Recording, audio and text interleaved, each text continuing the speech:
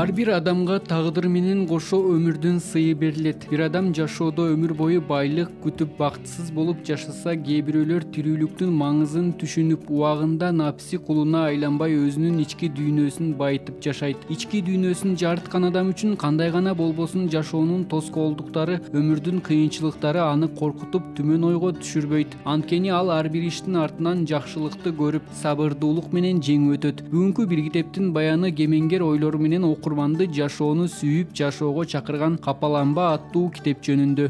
Салам достор, бүгүн биз бир китептин баяны рубрикасында Аид Аль-Карнийдин «Капаланба» бул китеп бир нече тилге которулуп, ошол эле учурда жаштар арасында кеңири окулгандыгы менен маалым.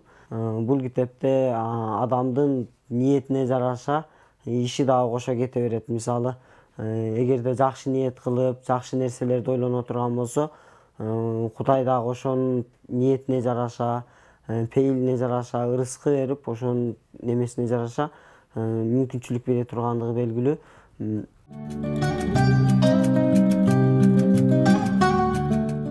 Чыгармада, «Капаланба» деген чыгармада эң мындай таасирдүү жери, бир матрос кеме чөгүп кетип, өзү жалгыз бир аралда калып калат. Жолдун жээгине мага жардам керек деп жазат, бирок эч мындай жардам келбейт. Ошондо бир күнү ошол жерде от жагып отуруп, капысынан өзүнүн алачыгын өрттөп алат. Мен ушундай аралда жалгыз калып, өзүмдүн мындай жашап турганга башпаанелик кылган жалгыз алачыгым күйүп кетти деп Кудайга даттанат. Бирок эртеси менен бир чоң кеме келип, аны көрүп алып кетет. Ошондо силер мени кандай таптыңар дегенде, сен өзүң бир өтө чоң от жагып бизге белги бердиң. Биз ошол белгини ээрчип келип, сени таптык деген жери бар да. «Капаланба» араб элинин белгилүү жазуучусу Аид Аль-Карнийдин автордук китеби. Аталган китепте жалган турмуштагы жашоодо гана эмес, түбөлүк жашоодо да кантип бактылуу болуу керек деген суроого жооп, окурманды ынандыруучу фактылар, куйкумдуу окуялар жана түбөлүктүү китептен алынган үзүндүлөр менен жан дүйнөнү байытуучу таризде жазылган.